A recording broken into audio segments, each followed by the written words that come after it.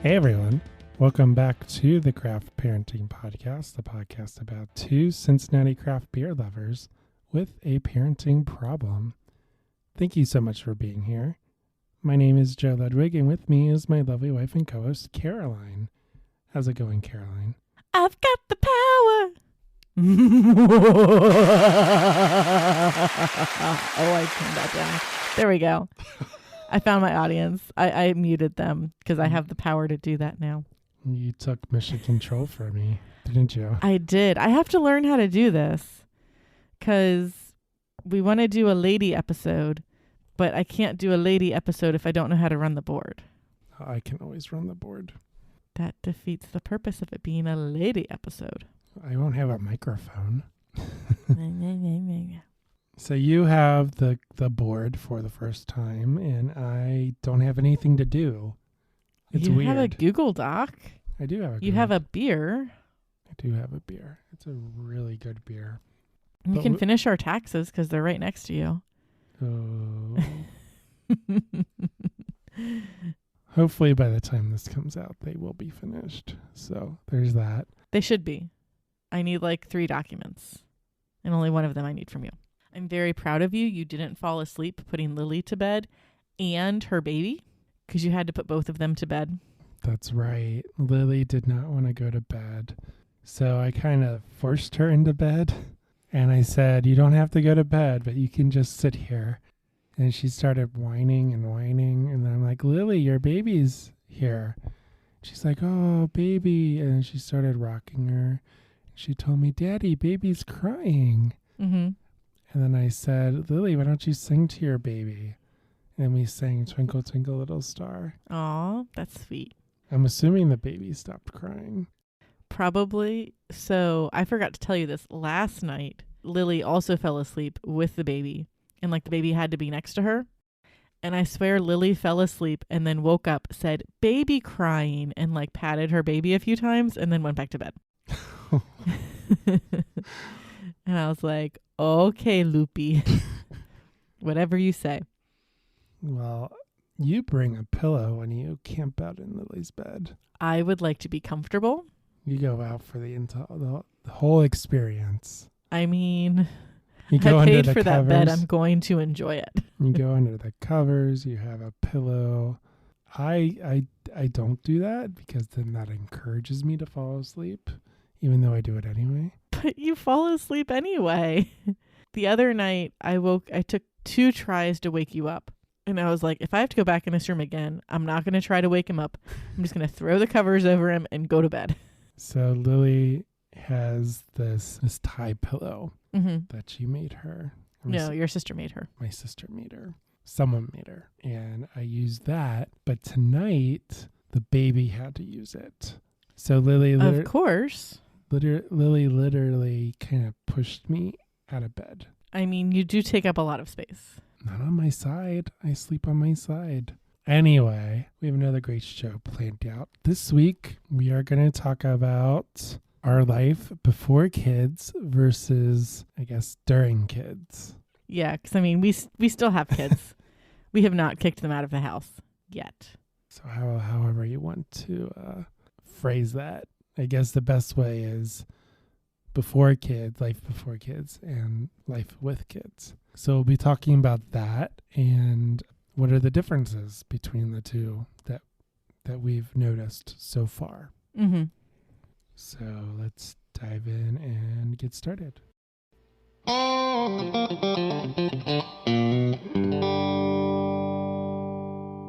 So, Hubs, I noticed you have an adult beverage in front of you that you just took a drink of. What you drinking? Yeah, this is a really tasty beer. I almost grabbed that one, but then decided I did not want to risk caffeine before bed. Is there there's no caffeine in it. I don't know. It's coffee, so I just assume that there's caffeine in it. No, I would assume. Well, first of all, context. I'm drinking Coffee Please by 50 West. It is a stout. It is a coffee stout, to be precise. It is really good, really smooth, and apparently it's 8%. Oh, man. It does not taste like 8%, though. No, but it does taste like coffee, and that is enough to keep me up. I don't taste the coffee as much. Yeah, I don't smell it either. Like that tasted like me being 5 drinking some of my mom's coffee as she was getting ready in the morning. I mean, I get a little okay. It's not a very strong coffee. No, it's definitely not like espresso. I've had coffee stouts that was just like bam, coffee. Yeah, this is like a nice smooth cup of joe. It's not like a venti quad shot latte or something like that. I don't even know what that means. I just strung words together that virtually did not make sense, but it's not like espresso. It's like nice smooth coffee. But it's really good. I like it a lot. Like I said, it's 8%, but it doesn't taste like 8%, which is kind of dangerous. I mean, mine's pretty dangerous too, but not that dangerous. But the description says the most polite beer you can ask for.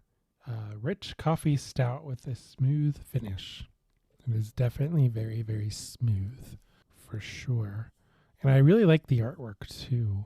You can see you have all of the things along Route 50. Is that the Golden Gate, the Rockies, St. Louis? I don't know what that building is, but that looks like Washington, D.C. But what are you drinking? So I am drinking a West Side Farmhouse, which is a Belgian-style ale. It is 7% ABV and 22 IBUs. Their description: our special Belgian yeast strain gives the softly golden ale a hazy appearance and lends it aromas of lemon, pepper, cloves, and other spices.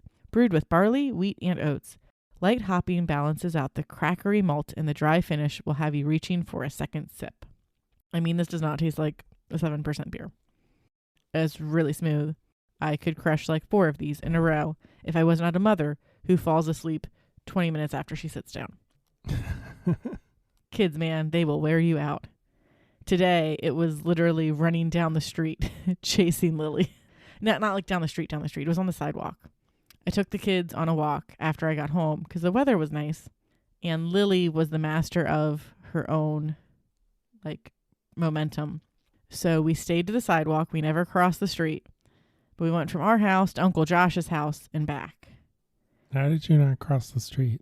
We went around the circle and we turned corners. And then we just came back from whence we came. Okay. This is like a really weird shaped S. And Lily ran pretty much the entire time she was moving. So every once in a while, I would have to run to catch up with her. But every once in a while, too, she would do an adorable thing where she would stop and turn around. And I would pretend to hit her with the stroller and shake the stroller we crashed. And then she would give Bubba a hug. And then she pinched his cheeks and went, oh, my bitch. And then would give him hugs. Oh, boy. It was like death by adorableness. But I convinced her to go up to Josh's porch with me and ring the doorbell and say, hi, Uncle Joshy Washy Poo. And then go, and stick out our tongues and wiggle our fingers around our ears. And then we ran away. He has a camera. Yes, he has a doorbell with a camera. Yeah. So it was more just to interact with the doorbell camera. And by the time we got halfway back to the stroller, Josh was like, hi, Lily, on the camera. And so we said, hi, Josh, and then ran away and came back home. So I'm guessing they weren't home. Becky probably was, but she was working. I don't think Josh was home yet because only Becky's car was in the driveway. Did you annoy the dogs? Oh, yeah, the dogs barked like crazy. Lily wanted to pet the dogs that were barking like crazy. Did she say that? She's like, doggy.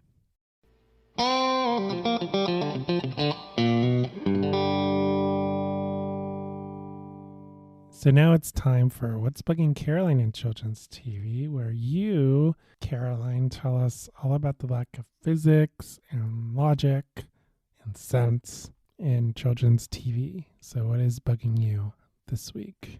So in a recent episode of Mickey Mouse Clubhouse that we watched, Daisy is a spy. A secret spy. Yeah. And so Daisy is wearing this bracelet and she never wears jewelry.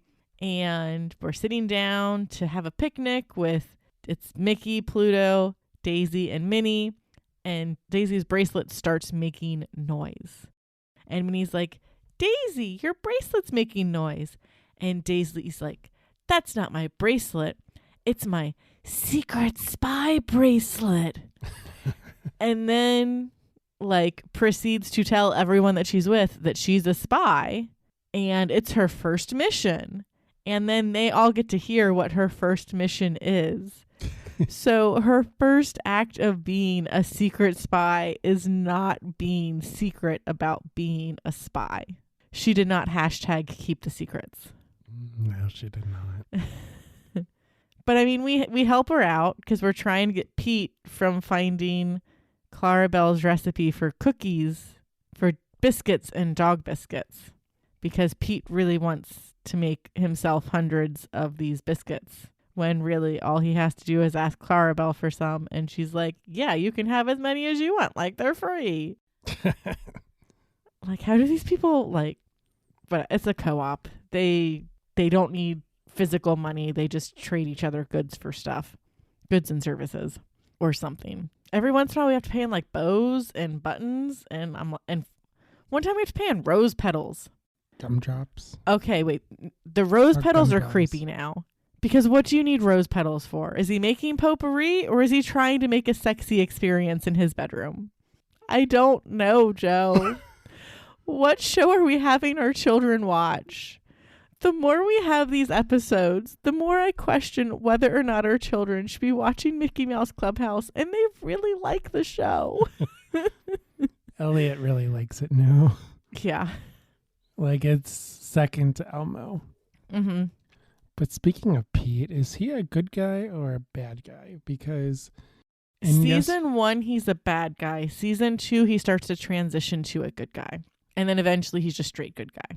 But in the spy episode, which we watched yesterday, he was trying to steal the secret recipe.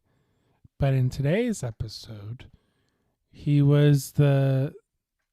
had the sleigh to help the gang rescue Donald and Goofy on top of Mistletoe Mountain. Yeah, because we're in that transition period where he's going from like mildly bad guy to good guy.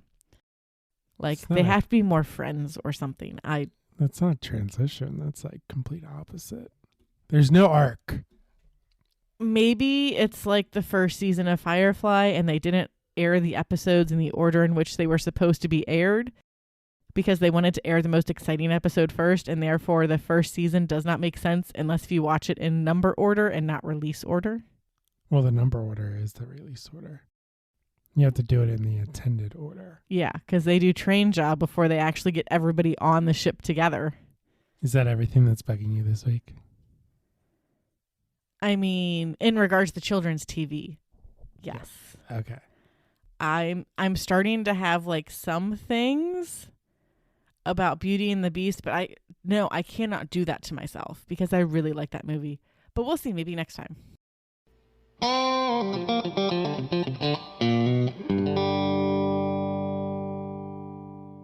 right, well, on to the main topic of this episode, which is life before versus with kids.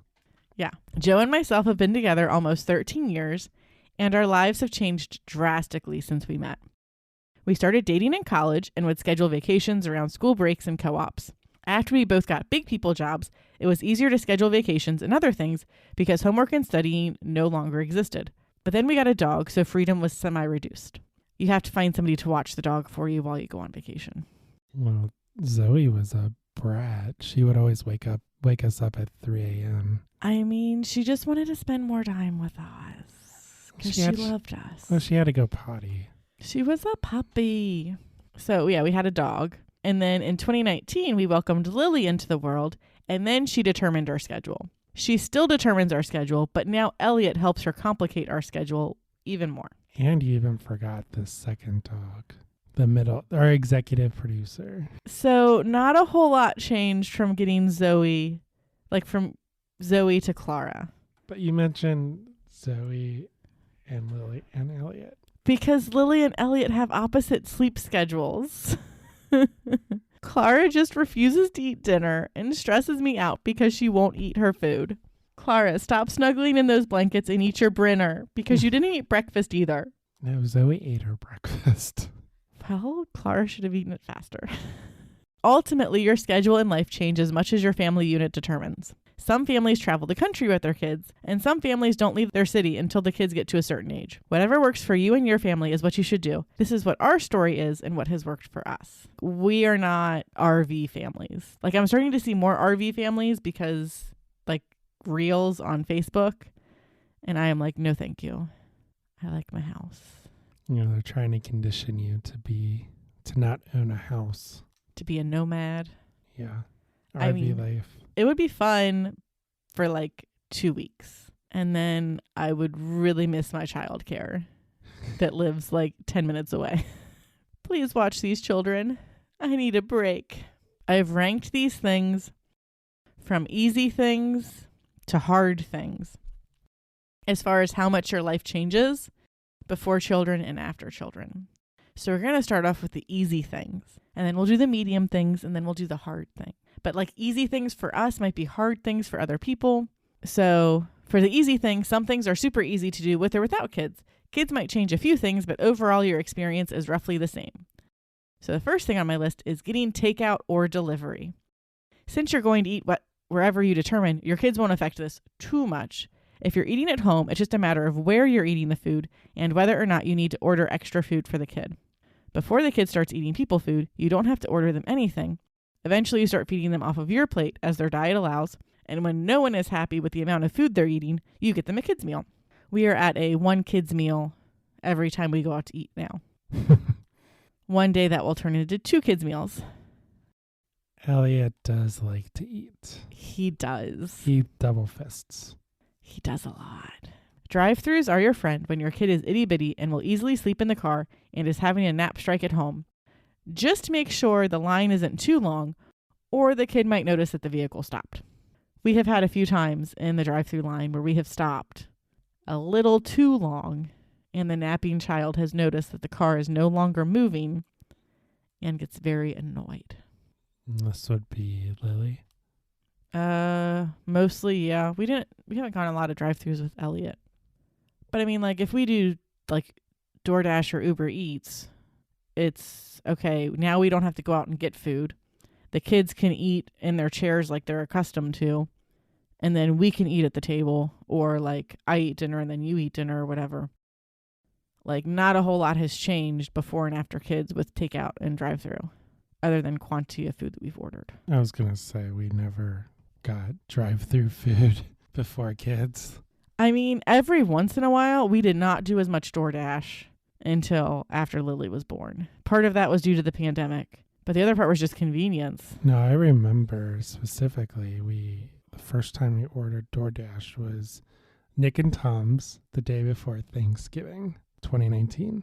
That sounds about right. You were watching your Disney Plus. It was brand new. Yeah. You were watching your Imagineer. Oh, yeah, my Imagineering story. I should watch that again because that was really good.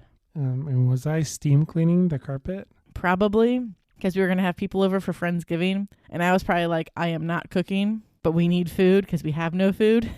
Yeah, so we went down the rabbit trail of DoorDash, and we DoorDashed salad. Or maybe you didn't get a salad. But I probably like DoorDashed salmon because I normally get their salmon meal. But yeah, especially now that we have 2 kids, delivery drivers are more prominent at our house than they used to be. It's just way easier to have you come to our house than for us to like go out to get the food and then come home. And to be clear, we don't do that like all the time. It's still pretty rare.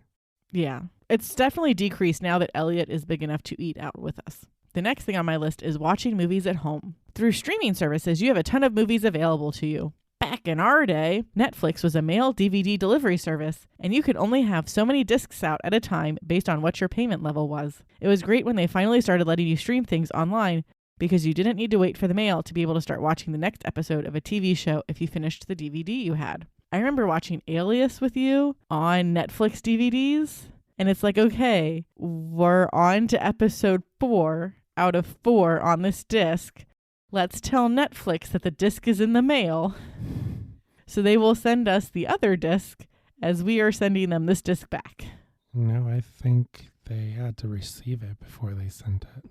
Oh man, they might have. That was all your account, so I do not entirely remember. But I just remember always having those little packets, like those little it's like the super, like it's like the fabric-y envelopes. And one time we got an envelope in and the disc was not in the package. And we're like, now we have to wait another 3 days to watch this because we need to send, write in a complaint and have them send the disc again. Yeah, you had to. There was a whole process about Yeah. that. Sometimes the envelopes were broken, like they were ripped. Yeah, and stuff got lost in the mail, and you're like, I can't do anything about this. So now that you have streaming services, or you can use DVDs if you have your own DVDs at home. So you can pause the movie whenever you want. You can change the volume to keep the kid or kids happy if necessary, and turn on subtitles if you have to mute the TV. So ultimately, our streaming hasn't really changed a whole lot, except now the kids are bigger. We're watching a lot more children's TV than adult TV because the kids are starting to request movies themselves, and we kind of have to start censoring content because maybe watching a show where they drop an F-bomb every 30 seconds is not a good idea with a toddler who is very good at mimicking people. She's very good. She was actually singing Twinkle, Twinkle, Little Star when I was singing it with her. Oh my goodness, that's adorable. But she had the binky in her mouth. But Yeah. even she's done that before without the binky. Mm-hmm. So when your kid's a newborn, you will use the crap out of that streaming service. Naps on my chest while I am playing video games or watching 30 episodes of The Muppet Show in a row. That was what we did. But then as the kids got older, okay, I have to mildly change what I'm watching to more match what they want to watch. And I'll just have to watch my shows after they go to bed, but then I go to bed. So I don't get to watch my shows anymore. But I could if I wanted to and had the super motivation to. We're watching Star Trek, The Next Generation. I am watching Star Trek. You are falling asleep to Star Trek. No, I watched 2 episodes, and we started 1.5 episodes. You started a third one. No, that was the second episode. You watched 1.5 episodes of Star Trek. Yeah. I watched 2 episodes and then told you to turn off the TV. Another relatively easy thing to do after you have children is have friends come to your house. Because while the level of cleanliness of your house may change, if your friends don't mind stepping over toys or having something from the freezer, or you can convince them to bring over their own food to share with you, you can still have friends come over to your house. All of the kids' things are at your house and it's baby-proofed, so you don't have to stress out about if the kid is going to eat something they're not supposed to. You might not be able to cook a 4-course meal, but maybe you can get 2 courses together. Time frames of what you can do will depend on the kid's sleep schedule, but overall the experience stays pretty close. And to clarify, 2 courses mean a salad and a main course. Yes. So before COVID, when friends would come over, we'd eat dinner together, hang out a bit, put Lily to bed, and then start to play some board games. We could play while Lily was awake, but then I would have to step away to put her to bed, so the game would have to be paused.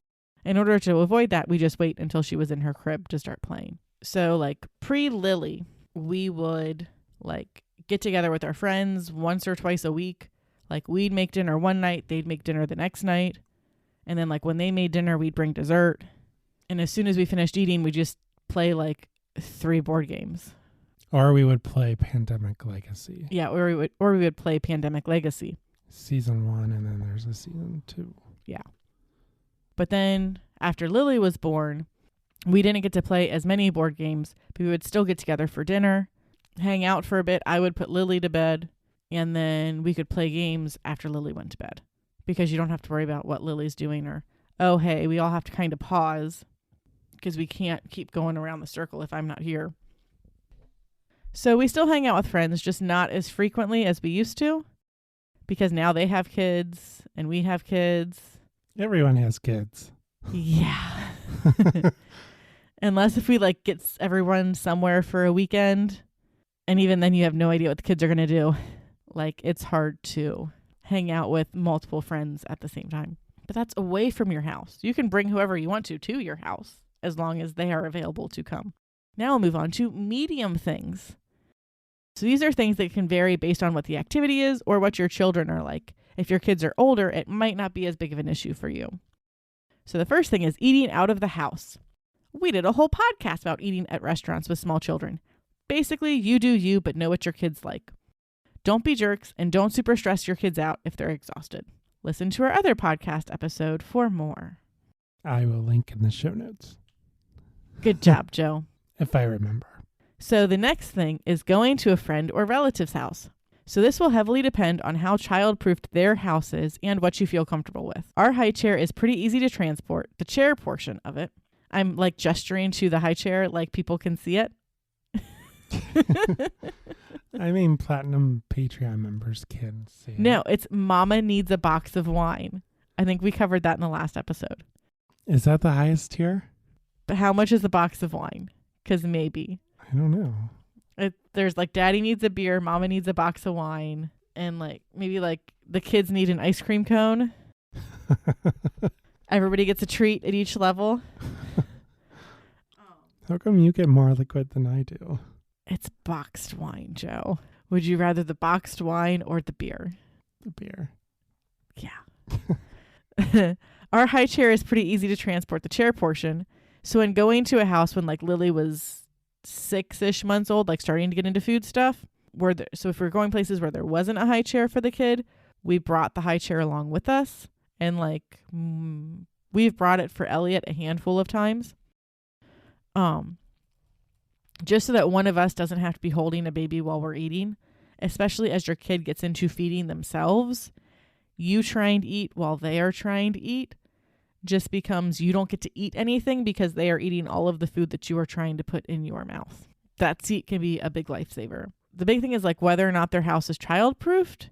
So whether or not you feel like you can relax with a small child in their house, or if you have to like super stress about where your kid is at all times. Like not necessarily like outlet protectors, but like are there stairs they can fall down or climb up? Like what is their TV situation? Like is my kid going to pull their TV off their entertainment center? Yes. Yes, he will. He will try. Not on purpose, but he will try. He will also go for all of the outlets. Yes. Some houses that we've been to are super child-proofed, so it doesn't really matter. Other houses, I'm like, hey, yeah, we can hang out for like 2 hours. And like an hour of that is us eating, but then like we're going to go home because I can't handle this situation. So another medium thing is going to a movie theater. So you either have to find a sitter, wait for your kid to be old enough to semi-sit through a movie, or go to one of the child-friendly screenings of movie theaters where they'll like not make, like they'll have the lights turned up a little bit, they'll turn down the sound a bit as well, and like you're there with what I assume is a bunch of other parents with kids. I didn't know they did that. They do. I have not attended this. I just know that it is a thing that exists. I'm assuming there are a lot of children making noises during this. And now that streaming services are more of a thing, it's probably not as needed as it was before. Because since like Warner Brothers has a 45-day agreement with HBO Max, 45 days after the movie hits theaters, it's on HBO Max. Isn't that all the same company? Yes. But so for 2021, they had a like 0 day. So the same day it hit theaters, it hit HBO Max. Now they're at like 45 days. So it's guaranteed in theaters for 45 days. And no one's going to theaters. Soon after Lily was born, Star Wars Episode 9, Rise of Skywalker, came out. And for the first time since... Your hands were very dramatic there. They were. For the first time since the Disney acquisition of Lucasfilm, we did not watch a movie together opening night. Because we couldn't get there. We had to wait until someone was willing to watch Lily for us so we could run out to see the movie, which I think ended up being like a Tuesday night. I do not remember what the timeline was. I just remember knowing that even though she was pretty snugly on your chest and would rarely make a peep, we would not be able to enjoy the movie with her. Because Lily was like 3 months old at that point. So she was definitely more alert than newborn. We might have been able to make it like an hour before people noticed that there was a baby in the theater. But then we would not have been able to stay to finish watching the movie. No, it would have been too loud. Yeah. So streaming services, definitely your friend. Maybe pay that extra $20 just to watch the movie at home. Is that how much it costs? I don't know. It's whatever HBO Max is, right? I guess so. I'm trying to think of what the most modern movie is that I have seen, because we haven't watched Going Red, we haven't watched Encanto, we didn't watch Onward, and like everything that I'm mentioning right now is stuff that Disney's put out. We haven't watched the most two recent Spider-Man films. No. Like, or Hawkeye, or maybe movies change a lot after you have kids, because I'm just thinking about, well, the Hawkeye was a TV show, but like it came out at the same time that another TV show was that like Book of Boba Fett was coming out at the same time. Like, I only had so much bandwidth and I needed to nap. Maybe not nap, just sleep at night. We're too busy falling asleep to Star Trek. We were. And then the last thing that I have in my list of medium things, which really now I'm thinking movies are a big thing, but in the grand scheme of your life, movies aren't super high ranking. Last thing is hobbies, which will super depend on what your hobbies are. So hiking is doable if you aren't carting around dogs, as well as not doing anything like too strenuous hiking wise. Because I know sometimes it's like, okay, is the dog going to try to pull me while I'm carrying a kid? And am I going to fall down because I have a kid? I need to be more concerned about the kid than I am about my own well-being. So if we do like flat hikes or like mildly hilly hikes, those aren't too bad if we have the whole family. Puzzles are a thing that I used to do all the time. But now, like, if I do them, like, I'm going to have to like put them up in the sunroom. But now the kids play in the sunroom in the summer. So like, I have no idea where I could set up a puzzle where the kids are never going to get to it. Like the storage room, like I get to hang out in the storage room and do a puzzle. Because the kids are just going to tear it up and Elliot will try to eat it, because that is what Elliot is in his life right now, is trying to eat anything he can put in his mouth. He would chew it. Yeah. To be precise. Yeah, he would tease on it. And then my other hobby is crafting, which really depends on what the craft thing is. So knitting and crochet has not gone over very well lately because the kids just want to run around with my yarn. So I'm like fighting with the kids to get my yarn back so I can finish the thing that I'm working on. So far, embroidery has been going okay because it's much smaller, like contained. So the kids are less likely to notice that I'm doing it. But like Lily will help me pull my needle through and like pull all my string through. Been working on heavily supervising her when she does that. What about, what are our other hobbies? Podcasting, we just fit that in when the kids are sleeping. That's a after we had 2 kids hobby though. Yeah, we added that one. Yeah. I don't know why we did that. Make our lives harder. Yeah. But what about brewing? I mean, home brewing, we have been able to do a lot less. We need to get out to Listerman to buy a homebrew kit and just like brew one day.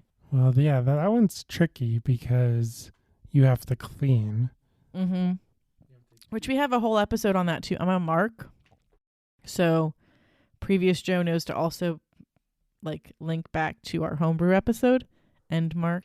Well, you have to clean, which takes a lot of time. Yeah. And then you have to, of course, brew, which takes more time. Yeah.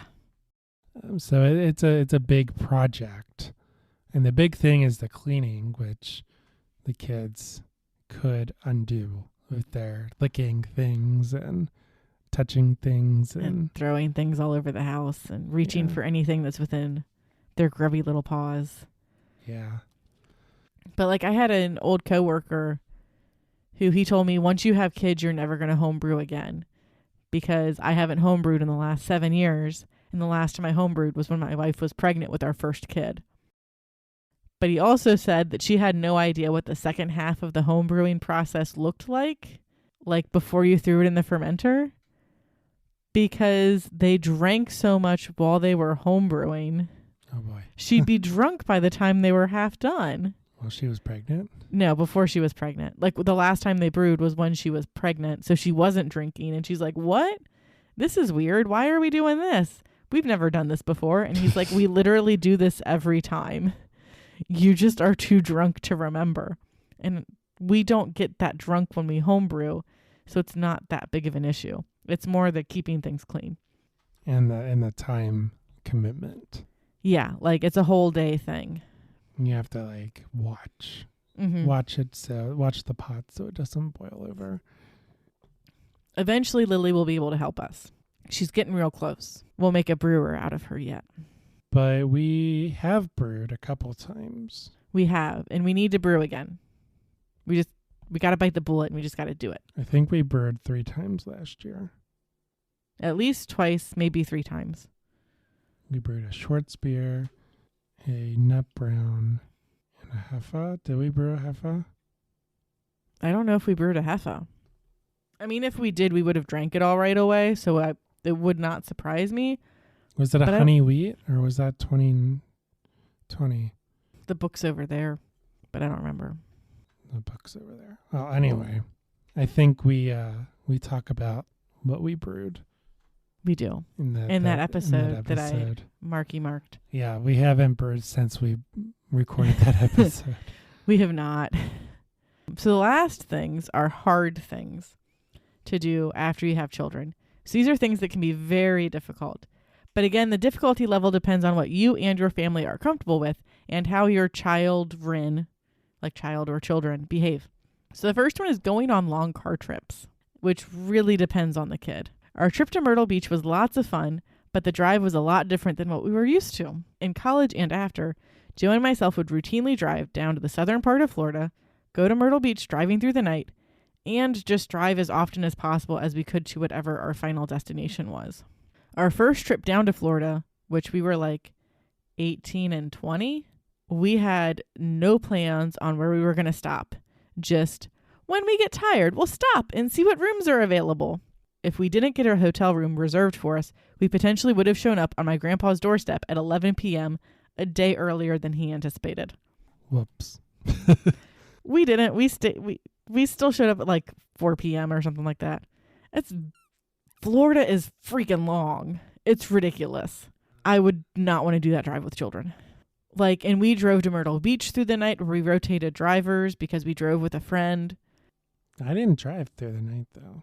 I think I did the second leg, Matt did the first leg, and you did the last leg. Something like that. I drove in the morning. Yeah. For sure. With kids, we had to make a ton of stops for diaper changes and feedings in addition to taking care of ourselves. So gone were the days of swapping drivers with the engine running at a rest stop, run around car.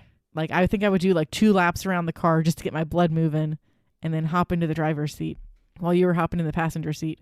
But now we have to park the car, unload everyone to stretch their legs and get taken care of, and then we can hit the road again. So an at most 10-minute stop in the old days turns into 20 minutes plus easily with the kids. You could probably do it in 10 minutes if you're just diaper changes, everybody goes potty, back in the car.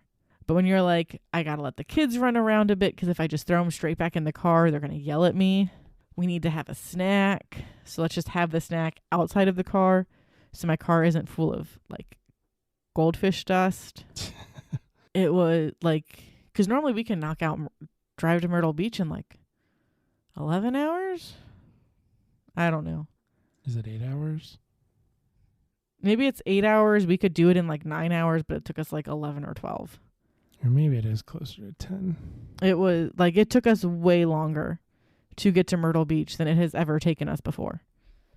And that was with us leaving earlier than we normally do. We left at we have a whole podcast episode about this. We do. Joe, link to the Myrtle Beach podcast episode. We have a whole podcast episode about how that trip to Myrtle Beach went, and it was a hot mess to get there. The house was not child-proofed. To get to the pool and to get to the beach were child-proofed, but the house itself, not child-proofed at all. Elliot was just a potato wiggling on the floor, so he was fine. But Lily was trying to get into everything. That vacation became not low stress for me. Just because worried about children. Well, it was not low stress because Elliot screamed. And Elliot screamed in the car on the way there and the way home. All relaxation gained was gone. So my next hard thing is going on a plane. So this is something that we did rather frequently without kids, but have not done yet with one or both of the children. I wouldn't say frequently. Okay, I had done frequently. So there are benefits of flying with children. You get priority boarding. You can check their car seat and or stroller for free. If you buy them a seat, you have a bit more room to stretch out since they're so little. But from what I've heard, there are also disadvantages as well that you have to consider. So you have weight limits on your bag, so you'll need to buy things at your final destination. I'm going to have to buy like a big pack of diapers when we get there because I can't put a pack of diapers in the van. You don't know how they're going to treat your car seat. So yeah, you can get your car seat checked, but you don't know if they're tossing that car seat around. They're supposed to sit in a car seat, I thought. They don't have to sit in a car seat on the plane. And you don't necessarily have room for their car seat on the plane either. And then the big thing is if you want to sit together, you might need to pay more to book your seats in advance. Because the way airline tickets work is it's a tiered system. The more you pay, the more options you get. And like option super cheap is you get a seat at the gate, which means there is no guarantee that you are sitting next to the other people that you booked your flight with. What? You know this. This is the same. I think like on one of our legs to New York, we didn't have seats together. And we like swapped seats with somebody. Because you were next to a really tall guy. So I swapped seats with someone. So you were no longer next to the really tall guy. Oh. So if you want to book your seats, if you want to know that you are sitting, because like they aren't necessarily even guaranteed to sit you next to your child if you book your child a seat. Yeah, it's ridiculous. But don't be that jerk who's asking everybody to change seats with you, because that puts them in a pickle if they booked their seat for a reason. Pay that extra to make sure that all of your seats are together. Or drive. Or drive, because it's so much easier. You can stop whenever you want. Because that brings us to, you are at the whims of the weather and the flight company. So if there are delays, you might be stuck on the plane for a lot longer than you were planning, or at a layover much longer than you were planning. So your was supposed to be a 4-hour sit in a plane could turn into 5 or 6. And now your child is not a happy camper because they do not understand why they can't run up and down the aisles and burn off some energy. Based on how your plane goes, could depend on how your trip goes. So flying can be great because you'll spend less time in a vehicle traveling to your final destination, but it's not really something that we're planning on doing with small kids. Because like we're either going to have to rent a car or Uber everywhere and just take car seats and then like constantly have car seats with us, which almost negates the purpose, like almost negates whatever savings we would have from flying versus driving. Because it can be really expensive to rent a car, especially one that we can fit 2 giant ass car seats in because we have giant ass kids. Your family is not small. No. Your children are not small. No. Although Elliot apparently is in the, what is he, in like the 50th percent range or something? Yeah, he's like the 50th percentile, which I'm like, what? Catch up, boy. He'll get there. He's allowed to do his own thing. So the last thing that I have in the hard category is planning a vacation. For now, our kids are small, so their schedule is what we tell them. But if Lily goes to preschool in the fall, so will begin the planning of vacations around the school schedule. You can pull your kid out of school to go on a vacation, but pay attention to their absences because they can get in trouble for missing too much school.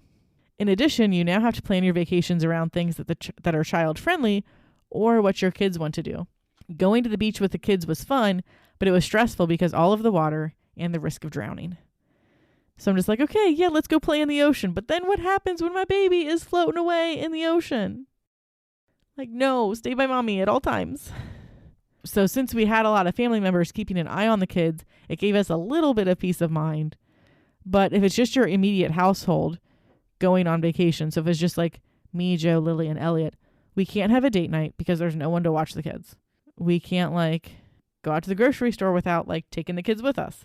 Is the place that you're going child friendly or child proof? Is your kid going to get into something? Because that is what children do. So if you want to go on vacation without the kids, it's a lot easier to plan, but you have to find someone who you trust that will watch your kids for that period of time.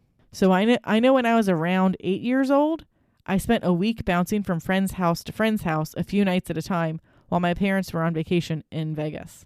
So like I started off, like they dropped me off at one friend's house. I was at that house for like 2 nights.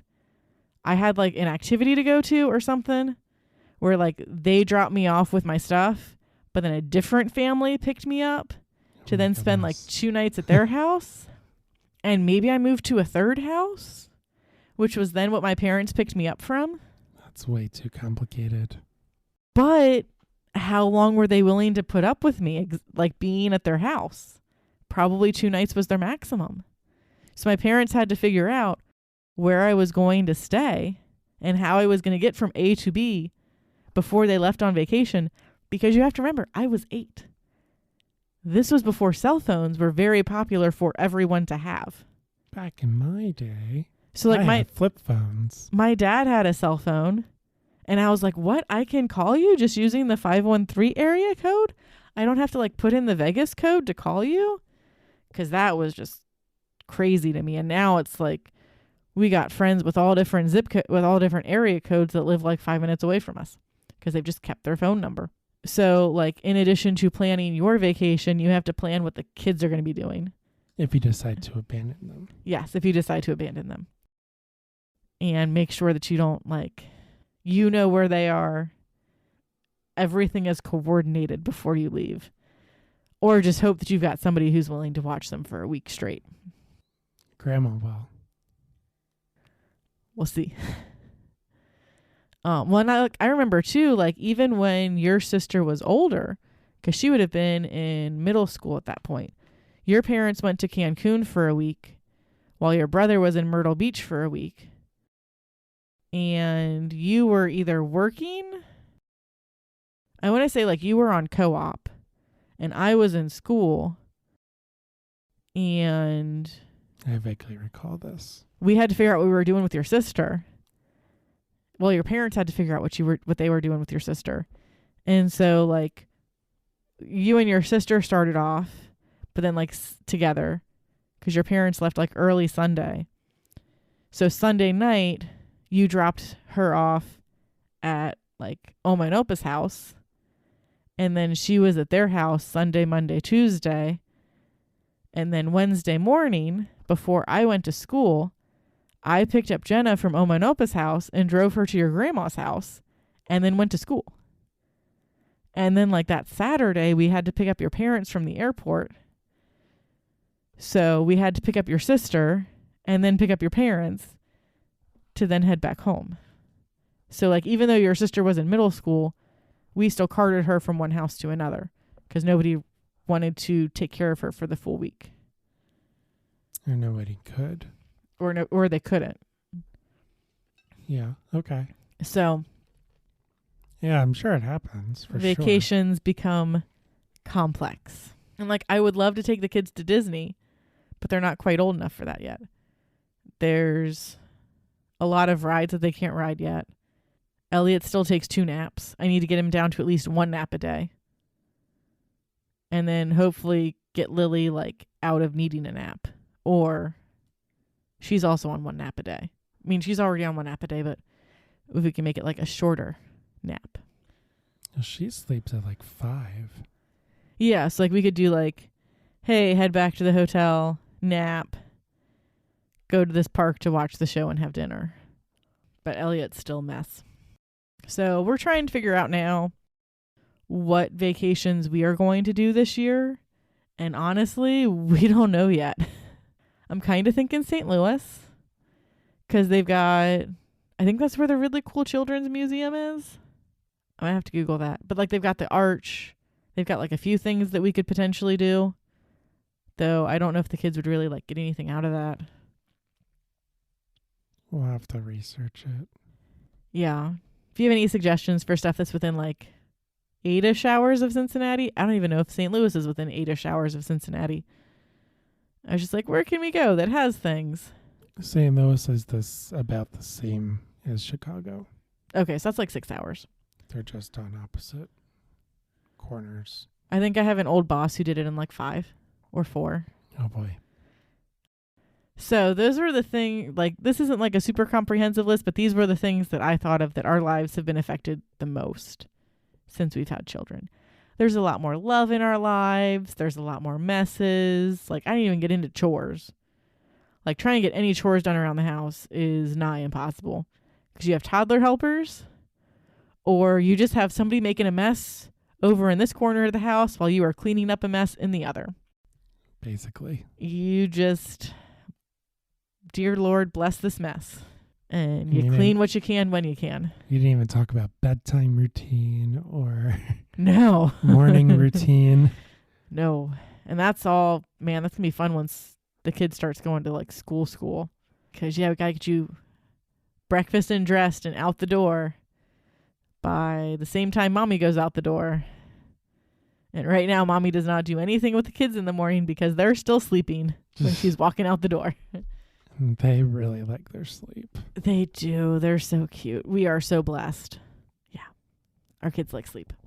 So, yeah, this is like big things. Not like, this is even like everyday stuff. Man, there's a ton of everyday stuff. But I need to go to bed. Man, it is getting late. So, that is all I have. Do you have anything else you want to add? Nope, I think that's it for this week.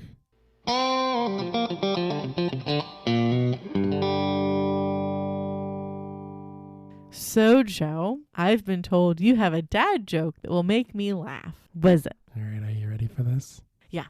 All right. Why couldn't the flower ride its bike? I don't know. Why? It lost its petals. Oh, my goodness. I mean, it's a science-based joke, so yay, science. Well, I was thinking like spring. I found the button. Yeah, I'll give you some applause. I appreciate that. I appreciate You're the welcome. applause, not the sad trombone. Why do we have two buttons that are the same thing? Well, one of them's going to be, what is this? Some kind of nerd thing? What is this? Some kind of nerd thing? West Side, Best Side. I don't think I put that one in there either. You did not, but West Side, Best Side. That's all you need to know. That does it for this week's show. Thanks so much for listening. Make sure to like, follow, and subscribe to us on social media. We are on Facebook, Instagram, and YouTube at Craft Parenting Podcast. You can also get a hold of us via email, which is craftparentingpodcast@gmail.com. If you like what you hear, please leave us a rating and review on Apple Podcasts or your podcatcher of choice. Make sure to share the show. It's what helps our show grow. If you'd like to send us stuff, such as fan mail, craft supplies, or any sanity you happen to have lying around, would be greatly appreciated. We have a P.O. box. And all this information is available on our website, which is www.craftparentingpodcast.com. That's where we post the show notes, plus lots of blog posts about some of the stuff that doesn't make it into the podcast. Like I recently wrote a blog post about Elliot's pillow bed. I'm working on one. Oh my, talking is hard tonight. I'm working on one about crafting stuff. We do our weekend reviews. We got lots of blogs up there now. So go check out the blog. It's real cool. And that's where the show notes are. And as you said, and I also I was a guest on a podcast recently. You were? I was. So that's up there as well if you want to go check that out. And we're working on being guests on another podcast. Yes, more to come soon. Oh, snap.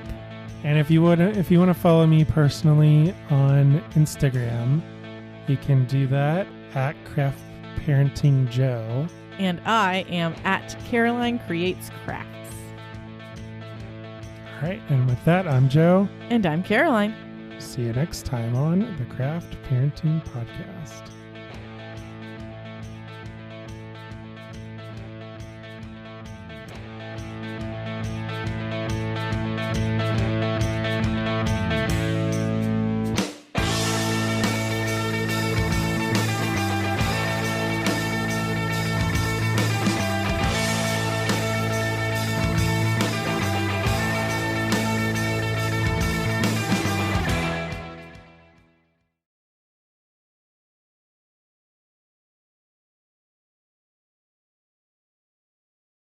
Your feet are like, I can't put my feet anywhere because your feet are right there.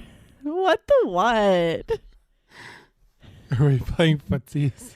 Apparently, because I can't stretch my feet. Oh my goodness. So many links. I know I don't have to mark it twice, but it's just fun because then I know that you're going to see it. You can't ignore it. Stop it. You're going to break it.